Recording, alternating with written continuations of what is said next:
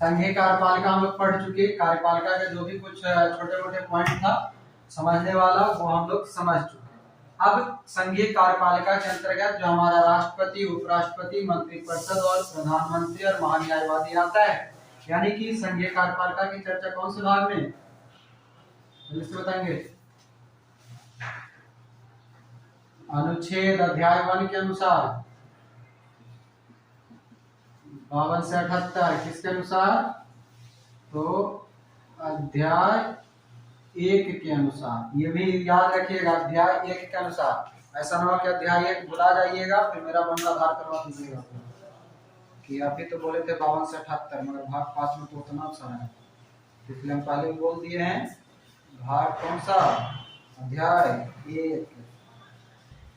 अध्याय 1 के तहत अनुच्छेद 52 से 78, फिर आगे इसका अध्याय आएगा और भी अध्याय आएगा और भी आएगा, सब में बढ़ता रहेगा। तो हेडिंग डाल के रखेंगे अब भारत का राष्ट्रपति। क्या डालेंगे? भारत का राष्ट्रपति। राष्ट्रपति को क्या बोलते हैं? प्रेसिडेंट, है ना? भारत का राष्ट्रपति अब हम लोग पढ़ने वाले। आपको पता होगा कि भारत का राष्ट्रपति यानी कि भारत का पहला व्यक्ति के नाम से जाना जाता है। राष्ट्रपति जो होता है भारत का पहला व्यक्ति कहलाता है।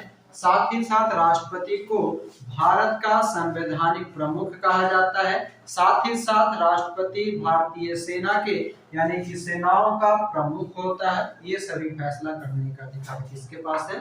तो राष्ट्रपति के पास है। राष्ट्रपति जो है इसके अनुसार क्या क्या हमें पढ़ना है, यानी कि राष्ट्रपति कौन होगा, कैसे होगा, उसके बारे में संवैधानिक प्रावधान कहाँ कहाँ पर है, उसकी योग्यता क्या है, उसका काम क्या है, उसका कार्यकाल क्या है, ये सभी हम लोगों को पढ़ना है। तो एक एक करके यहाँ से हम ध्यान से समझते चलेंगे। राष्ट्रपति से संबंधित जितने भी अनुच्छेद आएंगे हम सीक्वेंस वाइज वैसे ही लिखवाते जाएंगे, साथ ही साथ उसका जो कुछ भी फंक्शन है वो लिखवाते जाएंगे। मतलब जब हम 52 से शुरू करेंगे अनुच्छेद से, तो ऐसा नहीं है कि हम डायरेक्टली आपको यहाँ पर अभी लिख के दे देंगे कि अनुच्छेद 52 में ये है, 53 में ये है, 54 में ये है। अभी हम ऐसा कुछ नहीं करने वाले हैं। अभी जो हम लोग पढ़ेंगे अनुच्छेद 52 पढ़ेंगे, अनुच्छेद 52 को डिटेल करेंगे क्या है, उसके बाद जो भी कुछ क्रमागत रूप से आएगा उसको पढ़ेंगे। आखिरी की क्लास जिस दिन राष्ट्रपति समाप्त होगा उस दिन एक जगह हम लिखवा देंगे आप लोग को, किस चीज को? तो राष्ट्रपति से संबंधित अनुच्छेद। तो आइए सबसे पहले जो है भारत का राष्ट्रपति, और भारत के राष्ट्रपति में अब एक करके पॉइंट लिखते चलेंगे। ठीक है, भारत के राष्ट्रपति से संबंधित एक एक करके पॉइंट लिखेंगे और यहाँ से अब आपका जो मेन क्लास है वो अब शुरू होता है। तो लिखेंगे भारत में, पहला पॉइंट लिखेंगे भारत में संघीय कार्यपालिका, संघीय कार्यपालिका, कार्यपालिका का प्रधान, प्रधान या प्रमुख राष्ट्रपति होता है। भारत में संघीय कार्यपालिका तथा का प्रधान या प्रमुख राष्ट्रपति होता है। ठीक है, यहां पर लिख लीजिएगा अनुच्छेद 52, अनुच्छेद 52। दूसरा पॉइंट लिखेंगे भारत का प्रथम नागरिक, भारत का प्रथम नागरिक, फर्स्ट सिटीजन इसको बोलते हैं, प्रथम नागरिक राष्ट्रपति को कहा जाता है। ठीक है, वर्तमान में राष्ट्रपति कौन है?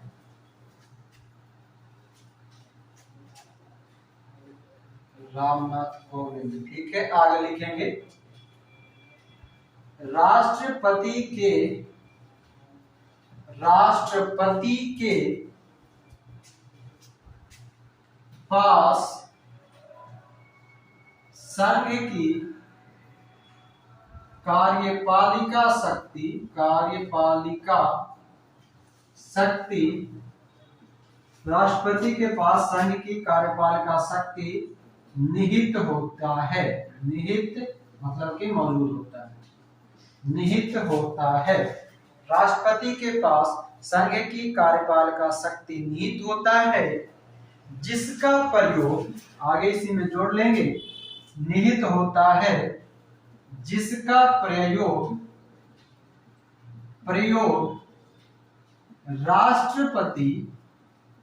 राष्ट्रपति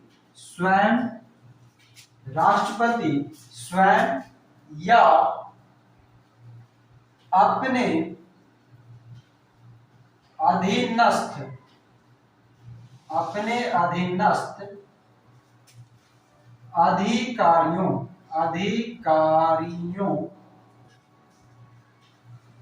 द्वारा करता है।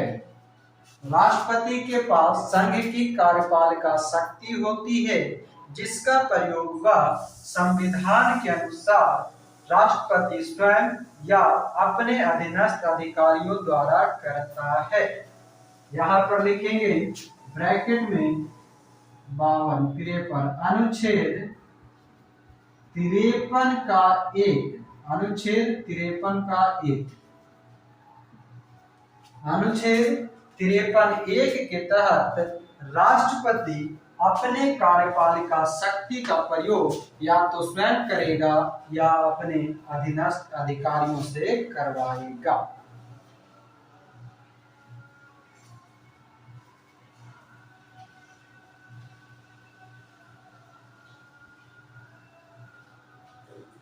हो गया? यहां तक हो गया? अब आगे आइए। ये तो हो गया राष्ट्रपति। भारत में संघीय कार्यपालिका का प्रधान प्रथम नागरिक, कार्यपालिका शक्ति निहित, ठीक है। एक पॉइंट और लिख सकते हैं आप, कंफ्यूजन ना रहे इसलिए।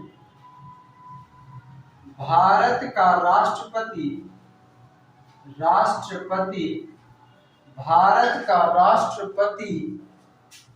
राज्य का यानी कि राष्ट्र का, भारत का राष्ट्रपति राष्ट्र का अध्यक्ष होता है, भारत का राष्ट्रपति राष्ट्र का अध्यक्ष होता है। यहां तक हो गया। यानी कि राष्ट्रपति आखिर है क्या, वो अभी हम लोग इतने समय जान चुके। राष्ट्रपति है क्या, बाकी कैसे बना, क्यों बना, कैसे बनेगा, क्या करेगा, ये सब अभी हमारा बाकी। तो ये बाकी है। तो अब अगला पॉइंट हेडिंग डालेंगे आप, वह डालेंगे योग्यता। इसको मिटाते हैं हम। अभी देखिए यहां तक में हमें 2 अनुच्छेद मिला है। भारत का राष्ट्रपति जो है वो कार्यपालिका का प्रधान होगा, अनुच्छेद 52। भारत का राष्ट्रपति संघ की कार्यपालिका शक्ति रखता है, अनुच्छेद 53 के 1 के तहत वो स्वयं या किसी और से अपना काम करवा सकता है। मुख्य ये 2 अनुच्छेद अभी हम लोगों को याद रखना है। बाकी आप लोग इतना समझदार हैं कि आपको पता है कि भारत का पहला नागरिक राष्ट्रपति और भारत का राष्ट्राध्यक्ष जो होता है वो राष्ट्रपति होता है। जितना आपको पता है, अनुच्छेद सिर्फ 2 याद रखेंगे।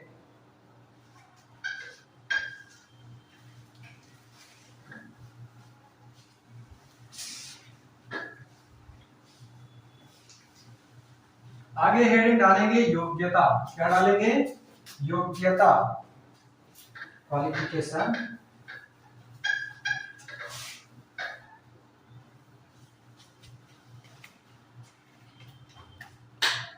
लिखेंगे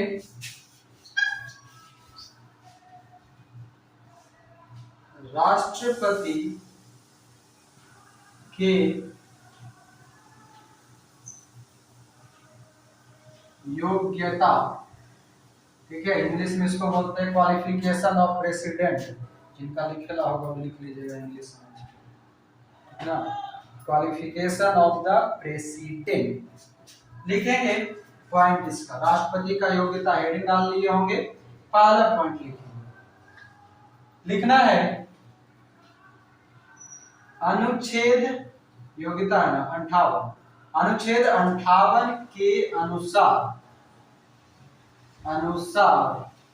अनुच्छेद 58 के अनुसार राष्ट्रपति के निम्न योग्यताएं होनी चाहिए।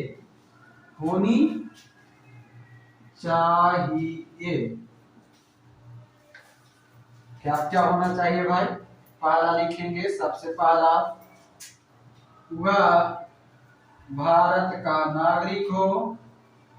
नागरिकता का चर्चा कौन सा भाग? भाग 2, अनुच्छेद 5 से 11, ठीक है। आगे दूसरा पॉइंट लिखेंगे, पहला है वह भारत का नागरिक हो। दूसरा कहता है वह 35 वर्ष की आयु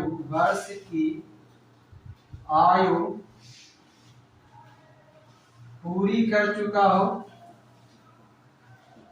मतलब 35 साल या उससे ऊपर, ठीक ना।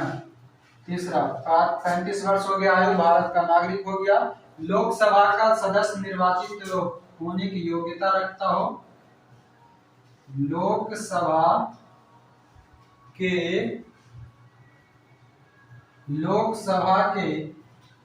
सदस्य नियुक्त होने की योग्यता रखता हो, लोकसभा के सदस्य नियुक्त होने की योग्यता रखता हो, ठीक है। आगे लिखेंगे चौथा नंबर, भारतीय राज्य सरकार के किसी भी लाभ के पद पर ना हो, भारत या राज्य सरकार के किसी भी लाभ के पद पर ना हो, ठीक है। पांचवा, राष्ट्रपति उम्मीदवार के लिए राष्ट्रपति उम्मीदवार के लिए, उम्मीदवार गलती लिखा हुआ, आप लोग सुधार दीजिएगा। राष्ट्रपति उम्मीदवार के लिए 50 प्रस्तावक तथा 50 अनुमोदक, प्रस्तावक और 50 अनुमोदक यानी कि मतदान करता, अनुमोदक होना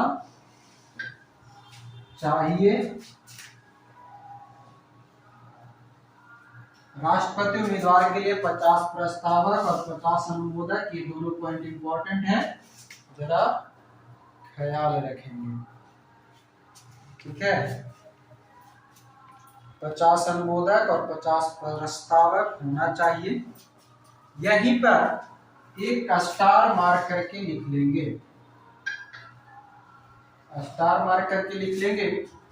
राष्ट्रपति उम्मीदवार के लिए 50 प्रस्तावक तथा 50 अनुमोदक होना चाहिए, स्टार मार्क में लिखेंगे।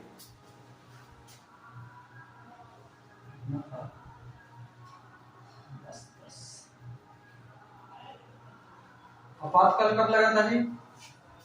75 में।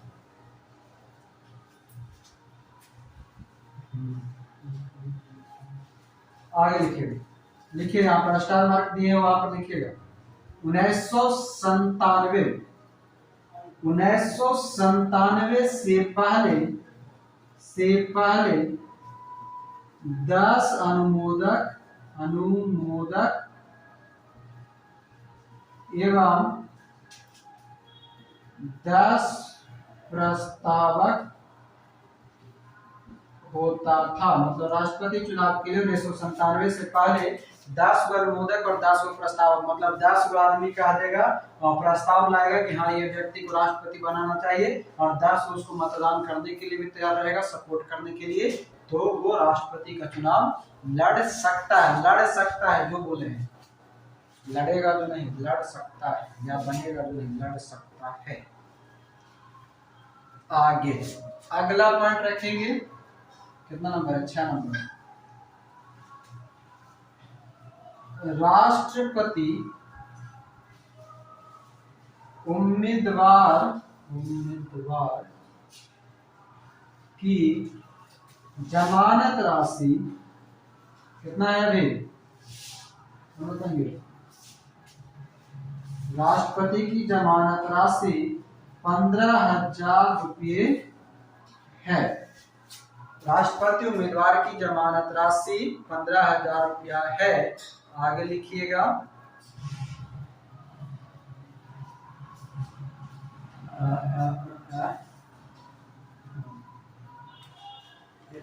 राष्ट्रपति उम्मीदवार की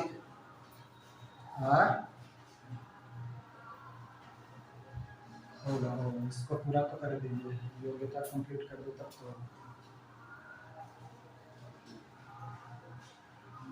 राष्ट्रपति उम्मीदवार की जमानत राशि 15,000 रुपया है।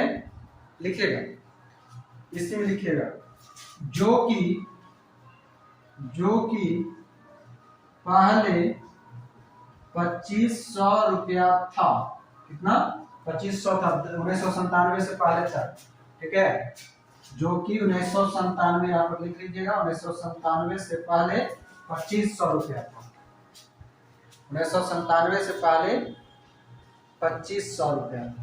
अगला यहाँ पर एक फिर से स्टार मार्क देंगे और लिखेंगे, स्टार मार्क देकर के लिखेंगे राष्ट्रपति उपराष्ट्रपति अधिनियम, राष्ट्रपति उपराष्ट्रपति निर्वाचन अधिनियम, राष्ट्रपति उपराष्ट्रपति निर्वाचन अधिनियम। इंपॉर्टेंट पॉइंट है, ध्यान में रखेंगे। राष्ट्रपति उपराष्ट्रपति निर्वाचन अधिनियम 1952 में संशोधन कर 1997 से प्रस्तावक एवं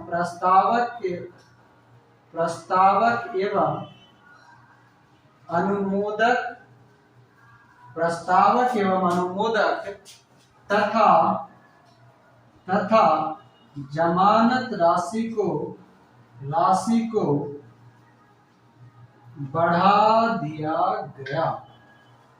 ठीक है, राष्ट्रपति उपराष्ट्रपति निर्वाचन अधिनियम कौन सा है? 1952 है। इसमें 1997 में संशोधन किया गया और उसके बाद प्रस्तावक और अनुमोदक की राशि जो है बढ़ा दी गई, मतलब संख्या और राशि दोनों बढ़ा दी गई।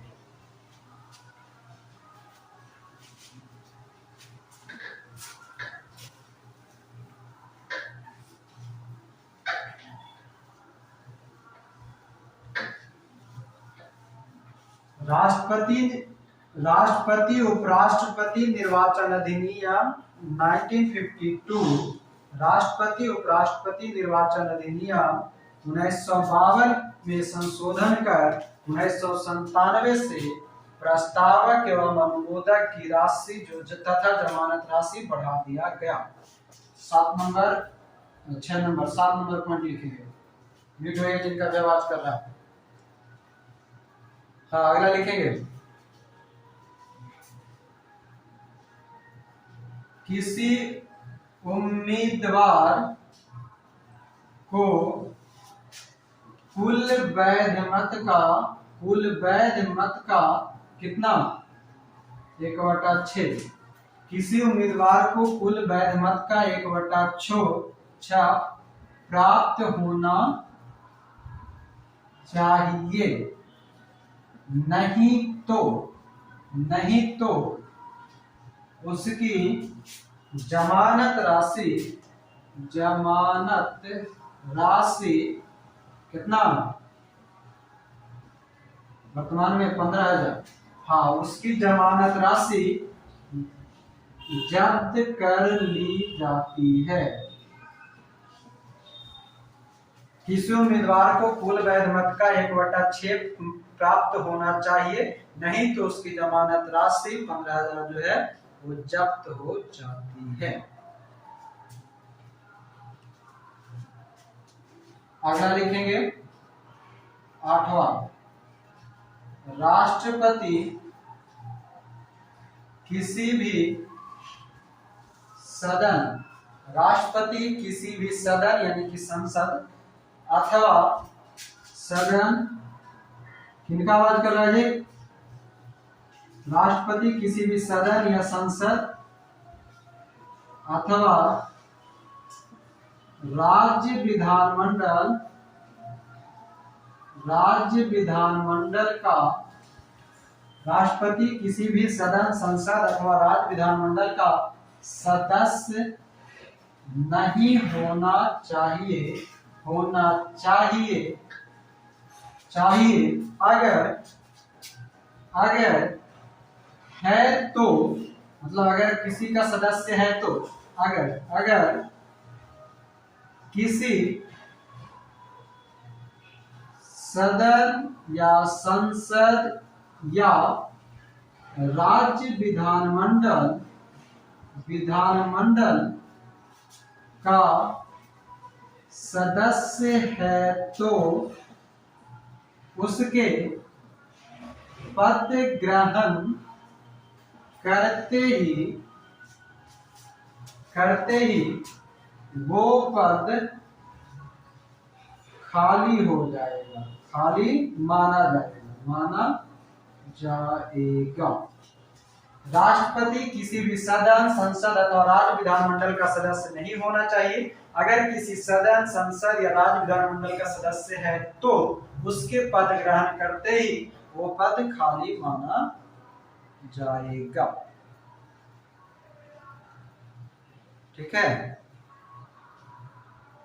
अगला लिखेंगे, एक मिनट सबको जरा लिंक दे दे।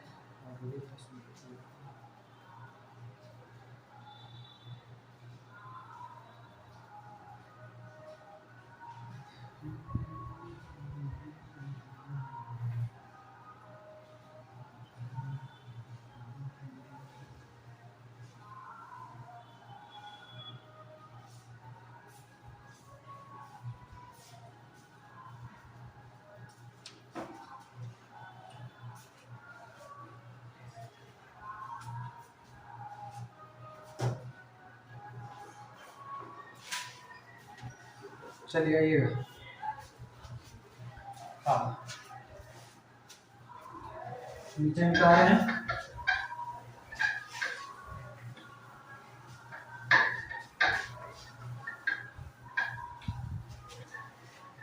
सात 9 हो गया, 9 नंबर पॉइंट लिखेंगे। 122 लिखेंगे, राष्ट्रपति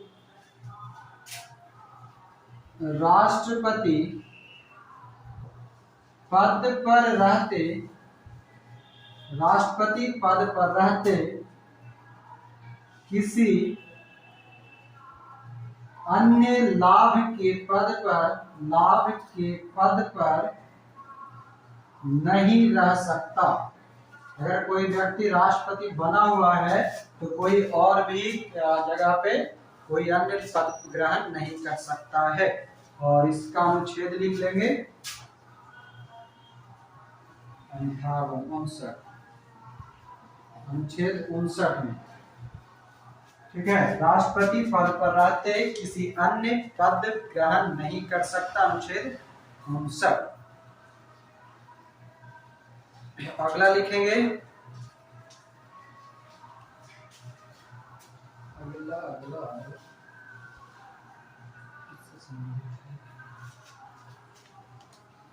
एक मिनट अभी रुकिए, जो अभी पढ़ा रहे उसको पढ़ लीजिए। जब जिस दिन राष्ट्रपति खत्म हो जाएगा उस दिन पूछेगा, अभी अगर अभी तक करेंगे होगा तो पूछेगा। ठीक है, जब तक खाना बने नहीं तब तक टेस्ट नहीं। आगे लिखिएगा 57 पीछे चलिए। अनुच्छेद 57 के अनुसार, अनुच्छेद 57 के अनुसार, 57 में क्या है? पुनर्निर्वाचन। राष्ट्रपति का पुनर्निर्वाचन हो सकता है।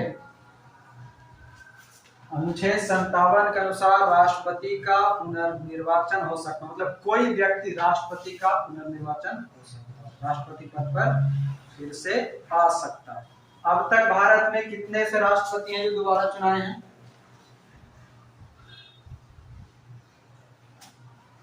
और भी कोई है? और भी कोई है क्या? और कोई नहीं। स्टार मार्क देकर के लिख लीजिएगा, स्टार मार्क देकर के लिखेंगे। अब तक सिर्फ राजेंद्र प्रसाद भारत के राष्ट्रपति पद पर 2 बार, कब कब? 1952 और 1957। 1952 और 1957 अब तक सिर्फ राजेंद्र प्रसाद भारत के राष्ट्रपति पद पर 2 बार निर्वाचित हुए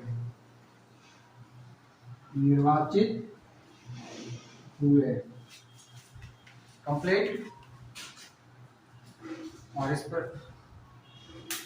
अब तक सिर्फ राजेंद्र प्रसाद भारत के राष्ट्रपति पद पर 2 बार निर्वाचित हुए हैं, बाकी ऐसा कोई भी व्यक्ति नहीं है कि दोबारा निर्वाचित हुआ, ठीक ना। और भारत में जो है राष्ट्रपति बनने के लिए कोई लिमिट नहीं है कि कितना एक व्यक्ति कितना बार चुना जा सकता है, जब तक मरेगा तब तक लड़ते रहे, ठीक है। मगर अमेरिका में कैसा है राष्ट्रपति? अमेरिका में जो है राष्ट्रपति वो सिर्फ 2 बार, एक व्यक्ति सिर्फ 2 बार राष्ट्रपति बनेगा।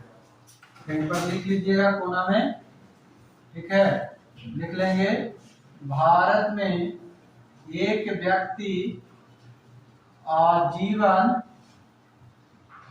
राष्ट्रपति पद के लिए निर्वाचित हो सकता है। हो सकता है बोले हैं, ये नहीं कि रहेगा तो फिर वंशानुगत हो जाएगा, ठीक है। जब आपको मन है, जनता को मन है, तब तक तो वो चुनाते रहेगा। और एक लिख लेंगे अमेरिका में एक व्यक्ति केवल 2 बार ही राष्ट्रपति बनता है। वहां के राष्ट्रपति का कार्यकाल कितने साल के? 4-4 साल के। अमेरिका में 4-4 साल के, भारत के 5-5 साल के। तो ये हो गया आपका कंप्लीट राष्ट्रपति का योग्यता। हम लोग कर रहे थे राष्ट्रपति का जो है दूसरा पॉइंट डालेंगे, राष्ट्रपति के निर्वाचक मंडल। योग्यता हमारा ऑलरेडी कंप्लीट हो चुका है, तो योग्यता वाला वीडियो आपको दे देंगे, वहां से देख लीजिएगा और आइएगा। राष्ट्रपति के निर्वाचक मंडल में पॉइंट लिखेंगे। निर्वाचक मंडल का मतलब है जो चुनाव प्रक्रिया होता है उससे संबंधित, ठीक है, इलेक्टोरल कॉलेज बोलते हैं इसको। लिखेंगे राष्ट्रपति का निर्वाचक मंडल अनुच्छेद 54 के अनुसार, अनुच्छेद 54 के अनुसार लिखते चलेंगे। इसमें कौन कौन शामिल होगा? तो संसद के दोनों सदन कौन कौन सा ब्रैकेट में लिख लेंगे, लोकसभा और राज्यसभा, संसद के दोनों सदन तथा राज्य विधानसभा, सिर्फ विधानसभा के निर्वाचित सदस्य, ठीक है, मनोनीत नहीं, सिर्फ निर्वाचित। राज्य विधानसभा के सिर्फ निर्वाचित लिख लीजिएगा, सिर्फ निर्वाचित सदस्य। आपको ऑप्शन में मिलेगा निर्वाचित, मनोनयन, सिर्फ निर्वाचित, सिर्फ मनोनयन, निर्वाचित, मनोनयन। तो आपको राष्ट्रपति के चुनाव में सिर्फ और सिर्फ निर्वाचित जो चुनाव करके जाता है वही राष्ट्रपति के वोट देने के लिए काबिल होगा, बाकी और कोई नहीं। अगर मनोनयन व्यक्ति को कर देगा, मनोनीत जिसको राज्यसभा लोकसभा मनोनीत किया जाता है, तो तो वो व्यक्ति ऑलरेडी जिस व्यक्ति के नाम से राष्ट्रपति है वही मनोनीत करेगा, तो सबको पता है वो उसी को वोट दे देगा, इसलिए उसको नहीं रखा जाता है।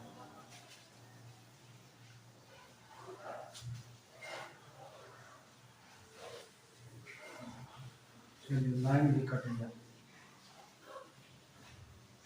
आवाज सबको क्लियर है? हाँ देखिएगा लाइट कट गया है। अब देखिए क्या बात कर रहे थे, आगे लिखिएगा। दूसरा पॉइंट लिख लीजिए। 70वां संविधान संशोधन, 70वां संविधान संशोधन 1992 के तहत दिल्ली और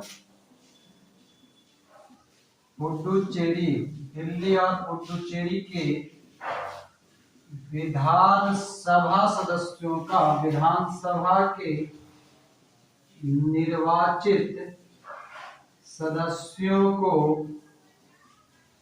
राष्ट्रपति चुनाव में शामिल किया गया।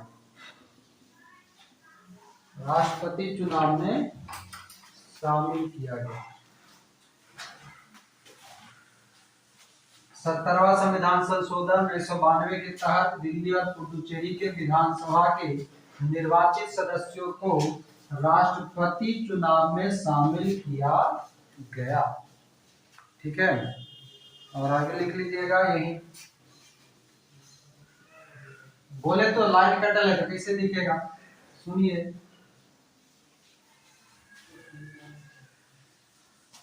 70वें संविधान संशोधन 1992 के तहत दिल्ली और पुडुचेरी के विधानसभा के निर्वाचित सदस्यों को राष्ट्रपति चुनाव में शामिल किया गया। आगे लिखेंगे। वर्तमान में जम्मू कश्मीर के केंद्र शासित प्रदेश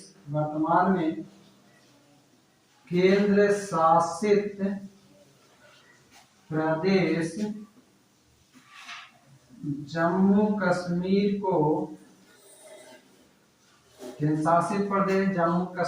के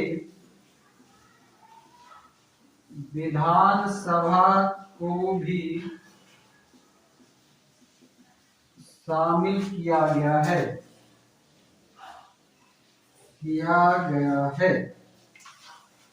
शॉर्टकट में लिखना हो तो खाली लिख लीजिए जम्मू कश्मीर।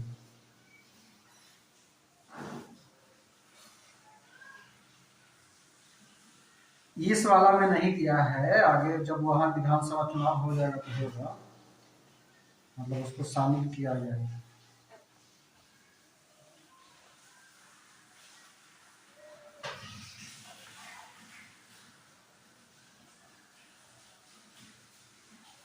संसद के दोनों सदन लोकसभा, राज्यसभा तथा राज्य विधानसभा के सिर्फ निर्वाचित सदस्य शामिल होते हैं।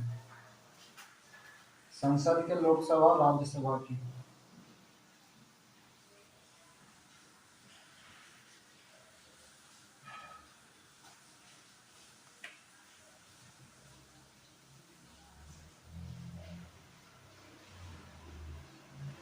चलिए अब अगला पॉइंट हेड डालेंगे।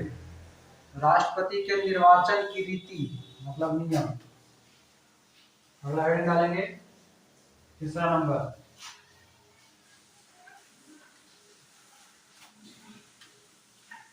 बाहर पानी बरस रहा है, अंदर मेरे शरीर से पानी बरस रहा है।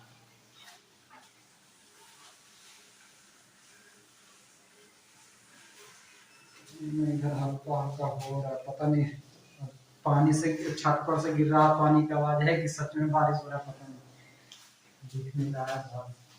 हाँ देखिए तीसरा नंबर पॉइंट लिखेंगे।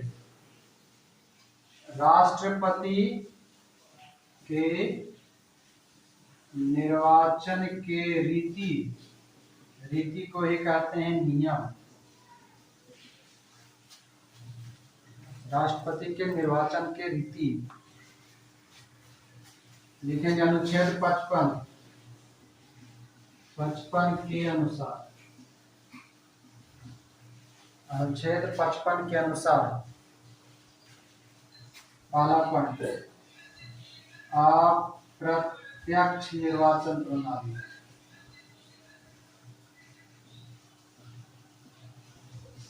अप्रत्यक्ष निर्वाचन प्रणाली।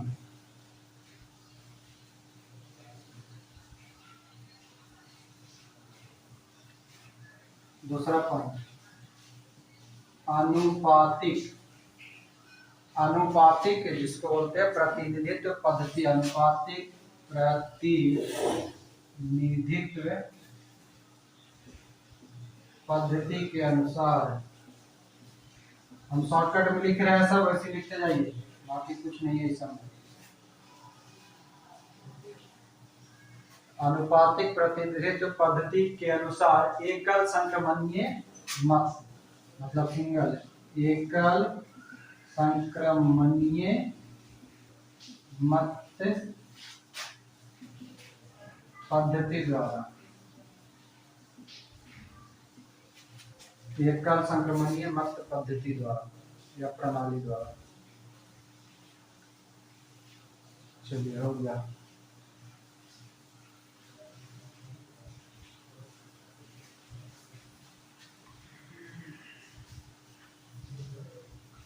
अगला हेड डालेंगे इसका, यही पर तीसरा अगर पॉइंट लिखना तो लिख लीजिए गुप्त मतदान। गुप्त मतदान द्वारा, ठीक है। अब चौथा नंबर पॉइंट हेड डालेंगे, राष्ट्रपति के निर्वाचन के नियम हो गया। चौथा लिख लेंगे कार्यकाल, वेतन और शपथ।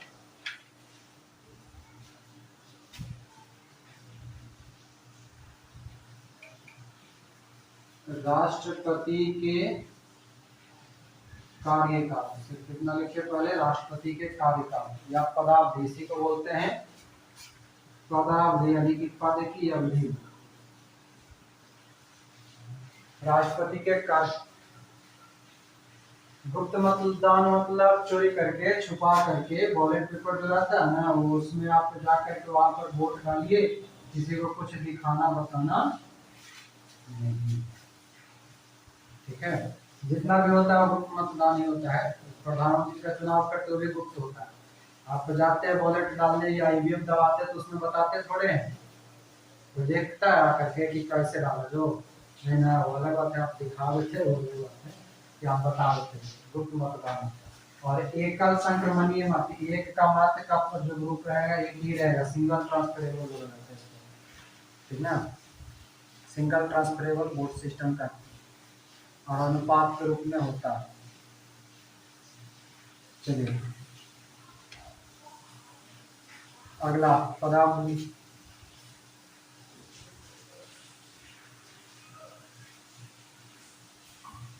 किसको दिए ये बताया था, वो तो हम भी जाते हैं, हम भी वोट देते हैं, उसके बाद सेल्फी खींच करके डाल देते हैं स्टेटस में। आप भी जाते हो, आप भी खींच करके डाल देते हो।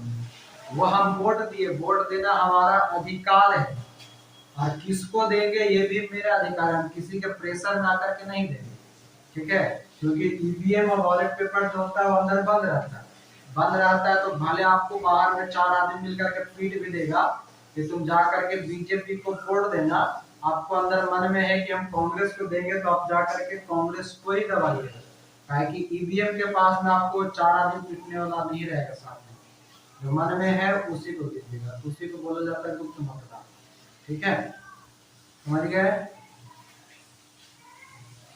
हाँ चलिए, अगर राष्ट्रपति का कार्यकाल या पदावधि लिखेंगे तो लिख लेंगे कार्यकाल है ना, तो 55 अनुच्छेद 56 लिखेंगे। अनुच्छेद 56 के अनुसार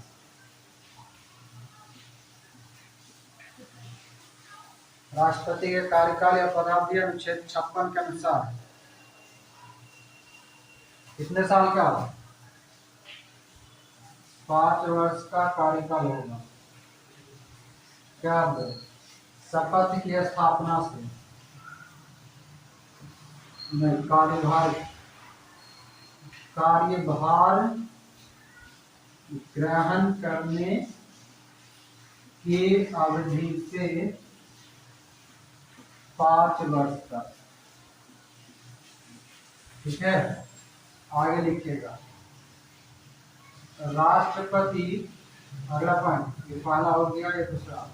राष्ट्रपति अपनी इच्छा से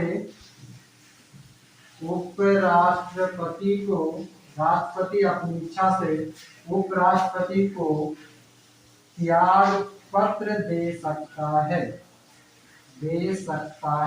और पद से हट सकता है। ठीक है, राष्ट्रपति जो है ऐसे उसका दिल्ली कार्यकाल 5 वर्ष का होगा, उसको पहले ही मन है तो पहले भी वो हट सकता है, वो उसके अंदर है। ठीक ना। और अगला लिखिएगा, तीसरा पॉइंट,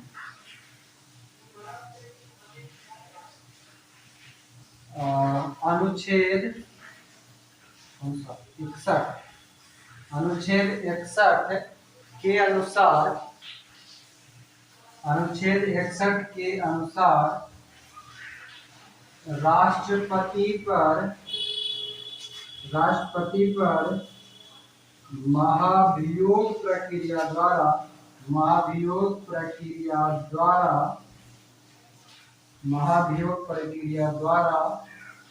पद से हटाया जा सकता है। यह मंत्रिमंडल डिसाइड करेगा, मंत्रिपरिषद, राज्यसभा, लोकसभा। महाभियोग जो है राज्यसभा या लोकसभा के अंतर्गत आता है। और कब? जब महाभियोग तभी ला जाएगा जब वो संविधान का अतिक्रमण करेगा। महाभियोग राष्ट्रपति पर कब आएगा? तब जब वो संविधान का अतिक्रमण करे, मतलब संविधान का पालन न करे तो।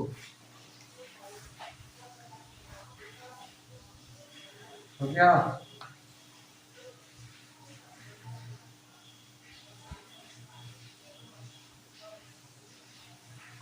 महाभियोग प्रक्रिया द्वारा पद से हटाया जा सकता है। महाभियोग प्रक्रिया द्वारा पद से हटाया जा सकता है। और कब हटाया, उस पर महाभियोग लाया जाएगा जब वो संविधान का अतिक्रमण करेगा। एक पॉइंट और लिखिएगा, चौथा नंबर लिखेंगे,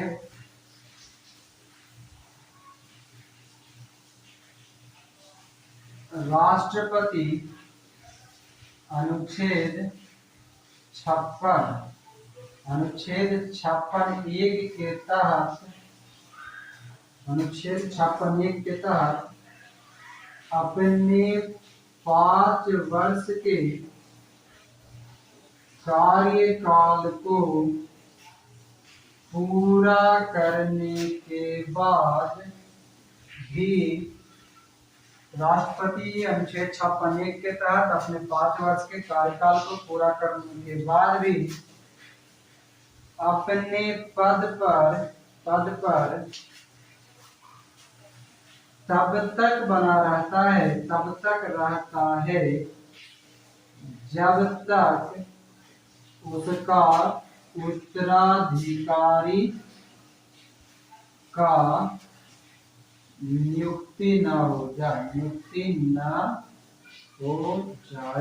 फिर से सुनिएगा, राष्ट्रपति अनुच्छेद 56(1) और इसमें भी एक पॉइंट है, अनुच्छेद 56(1) के तहत।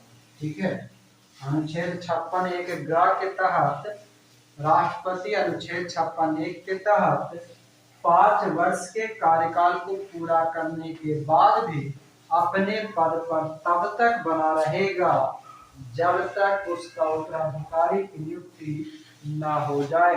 मतलब जब तक एक नया राष्ट्रपति नहीं आ जाएगा तब तक। जैसे ही वर्तमान समय में देखिए, हमारे जो रामनाथ कोविंद जी हैं, इनका कार्यकाल 24 जुलाई को समाप्त हो जाएगा।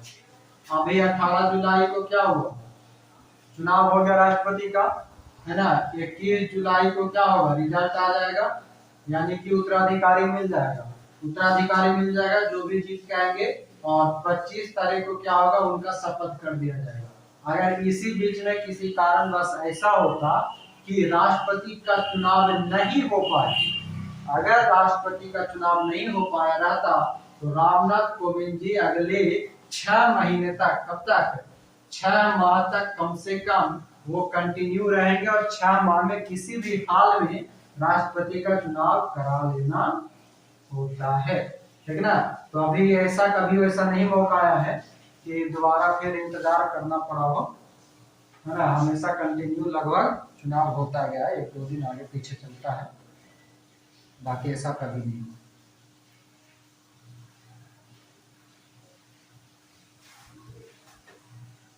जब वो संविधान का अतिक्रमण करे।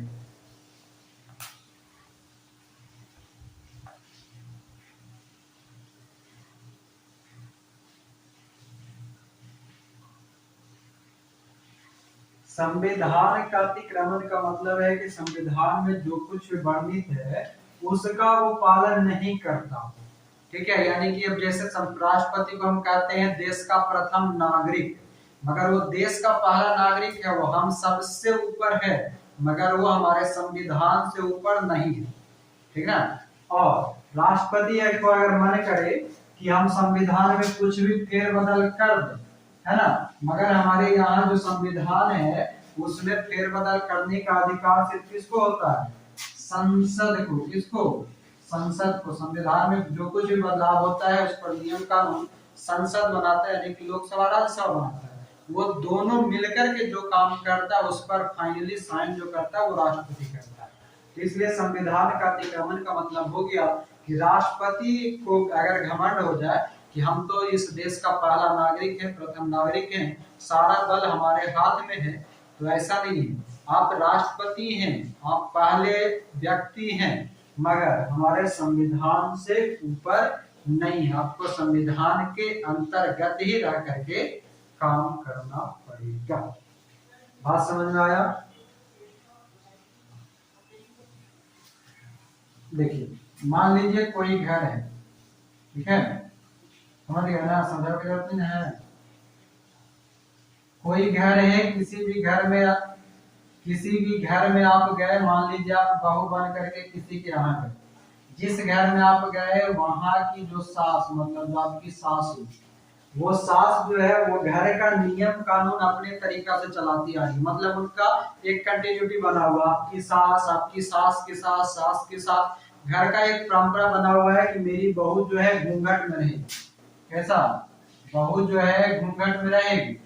मगर वर्तमान के मॉडर्न बहू जो है वो जींस टी शर्ट पहन करके पहुंच गई, तो सास को लगा बुरा। सास का कथन यही है कि यहाँ पर जो कोई भी आया है, तुम बाहर कैसनो रहो, घूंघट में रहो, चाहे जींस टी शर्ट में रहो, चाहे तुम जिसमें रहना है रहो, मगर तुम मेरे घर में आई है तो तुमको घूंघट में रहना हो। बहू कभी भी बिना मर्जी से अपने मायके नहीं जा सकती, ये भी एक रूल है। बहू कभी भी बिना घर के सभी सदस्यों को खाना खिलाए हुए खुद खाना नहीं खा सकती। बहू बिना तब तक नहीं सोएगी जब तक सास का पैर नहीं दबाएगी, रात में जरूरत पड़े तो गला दबा दे।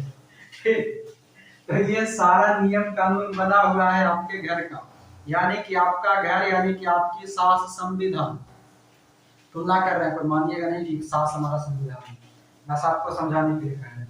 ठीक है, यानी कि सास उस घर का संविधान बनाने वाली और वो संविधान है, तो आपको उसी संविधान के अंतर्गत रह करके काम करना होगा। यानी कि सबसे पहला शर्त कि आपको घूंघट में रहना है, तो घूंघट ऊपर से नीचे तक, नाक से नीचे तक।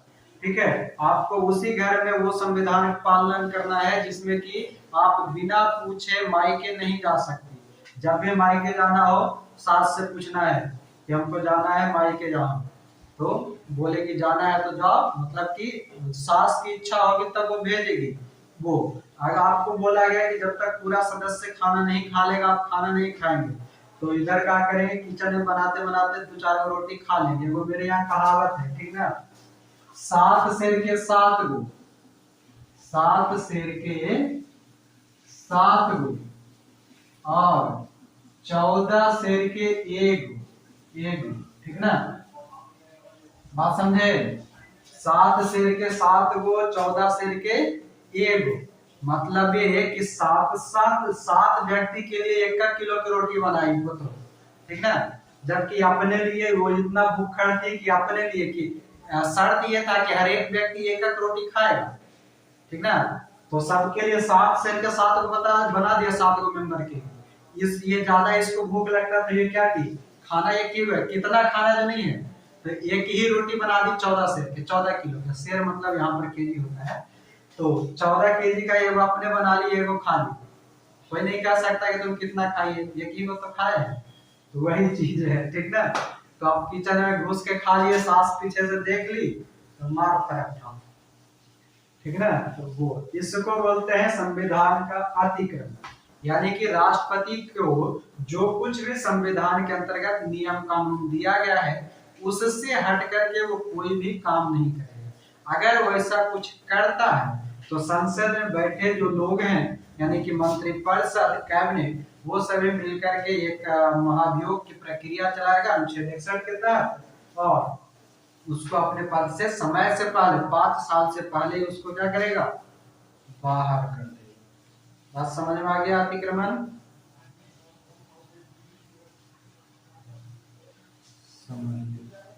बिना ससुइया को तैया कहने कोई का समझ ही नहीं आता है। तो ये हो गया कार्यकाल, कार्यकाल हमारा निपट गया।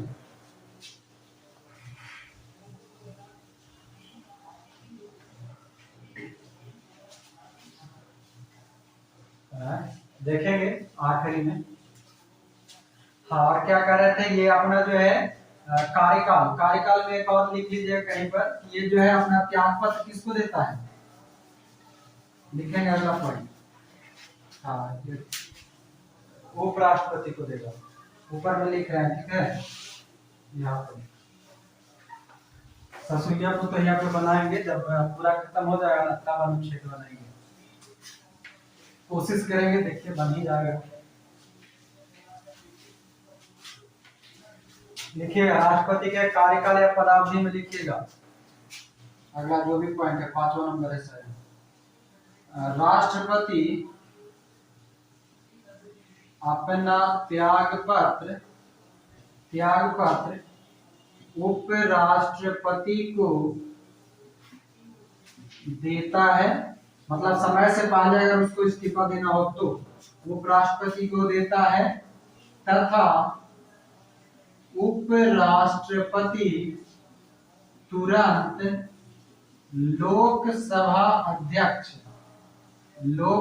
अध्यक्ष को सूचित करता है, मतलब इंफॉर्मेशन देता है, करता है। राष्ट्रपति अपना त्याग पत्र उपराष्ट्रपति को देता है तथा उपराष्ट्रपति तुरंत लोकसभा अध्यक्ष को सूचित करता है। और अगला लिखिए,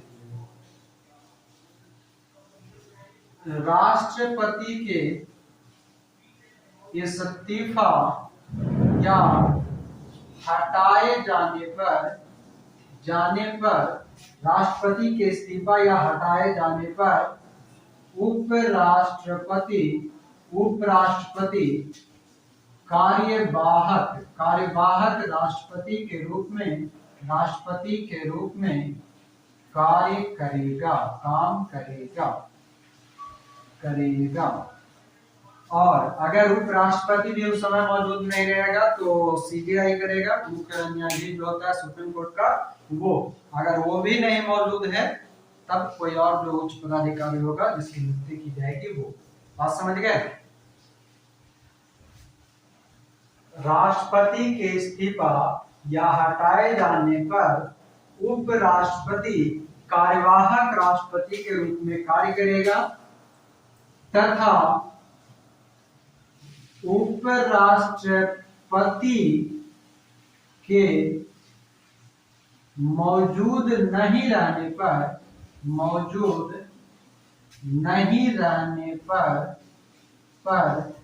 सुप्रीम कोर्ट के मुख्य न्यायाधीश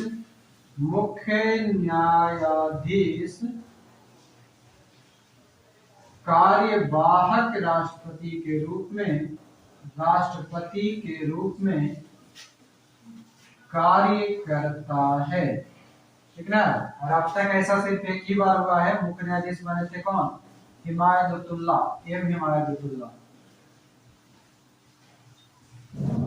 अब तक एक बार ही हुआ है ऐसा। हिमायतुल्लाह जो है 1966 में बने थे कार्यवाहक राष्ट्रपति।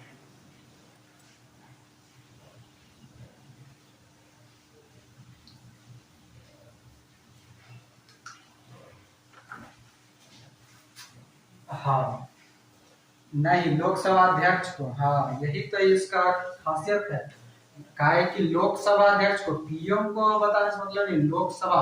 जैसे देखिए, बताना की जरूरत क्यों पड़ जाता है, उपराष्ट्रपति राज्यसभा का सभापति होता है ना, उपराष्ट्रपति राज्यसभा का सभापति है, यानी कि राज्यसभा वाला को तो पता चल गया कि उपराष्ट्रपति त्याग पत्र दे रहा, मगर लोकसभा वालों को कैसे पता चलेगा? तो लोकसभा का अध्यक्ष जो रहता है वो उसको बताएगा, तो लोकसभा अध्यक्ष सबको इंफॉर्मेशन दे देगा कि राष्ट्रपति त्याग पत्र दे दिया। बात समझ गए? उपराष्ट्रपति स्वयं राज्यसभा का सभापति होता है, तो जैसे ही उपराष्ट्रपति त्याग पत्र राष्ट्रपति उपराष्ट्रपति को अपना लेटर भेजेगा, तो उपराष्ट्रपति तो अपने जिस घर में है उस घर को कह देगा कि अरे सुनो रे, जो राष्ट्रपति है वो अपना त्याग पत्र दे दिया है। तो अब राज्यसभा लोकसभा वाला को कौन बताएगा? तो लोकसभा को बताने के लिए उपराष्ट्रपति क्या करता है, फिर वहां से वो लेटर भेजता है, किसको सूचना देता है? लोकसभा में, लोकसभा अध्यक्ष को। और लोकसभा अध्यक्ष जो है वो फिर अपने लोकसभा सदस्य को सूचना देता है कि अरे सुनो रे, राष्ट्रपति जो है वो इस्तीफा दे दिया, अगला राष्ट्रपति की तैयारी कर। ये होता है ना।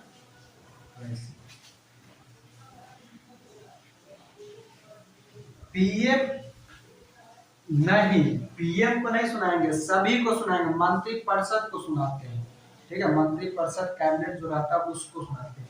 पीएम का यहाँ पर कोई हाथ नहीं है, इस्तीफा से प्रधानमंत्री का कोई हाथ नहीं है, जो करेगा राज्यसभा और लोकसभा के अध्यक्ष और सभापति करेगा। पीएम इसमें कुछ नहीं करेगा। पीएम अब अगला जब लोकसभा का चुनाव करना है तो अनौपचारिक रूप से वो अपना सारा काम करेगा कि किसको राष्ट्रपति बनाना है, नहीं बनाना है, वो सभी चुनेगा।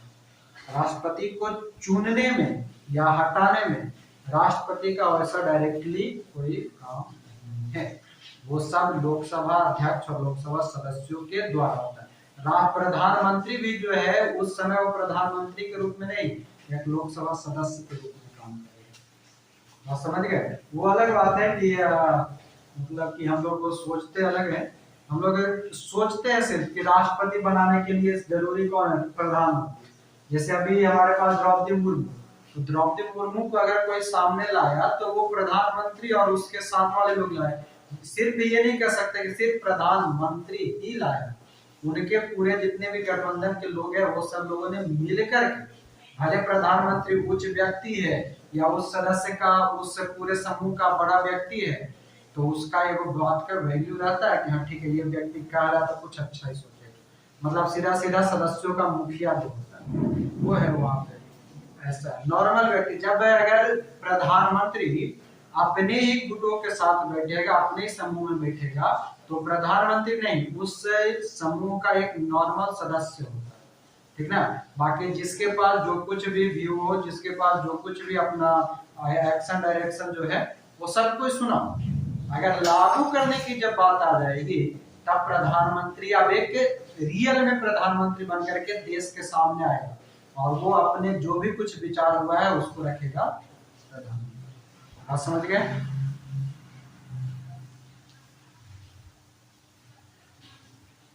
हाँ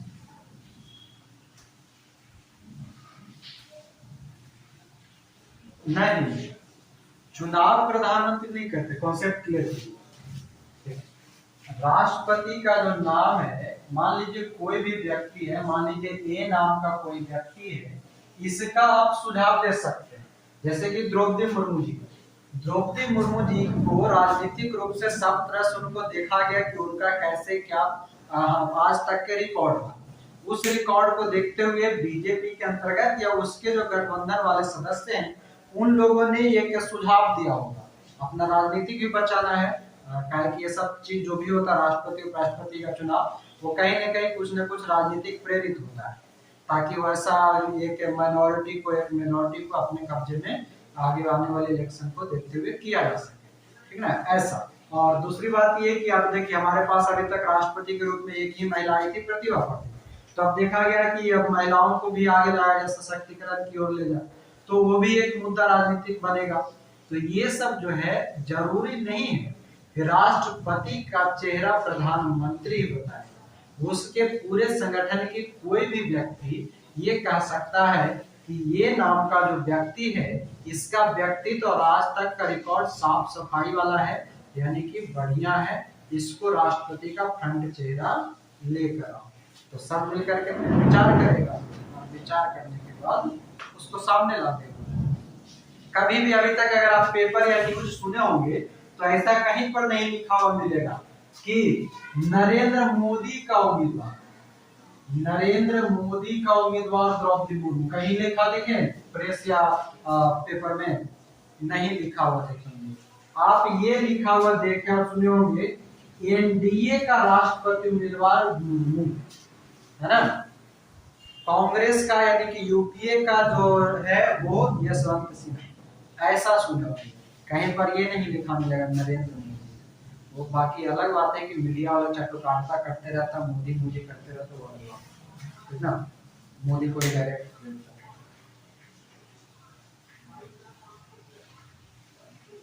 एम हिमायतुल्लाह लिखवाएंगे आगे ये सब। एम हिमायतुल्लाह, चलिए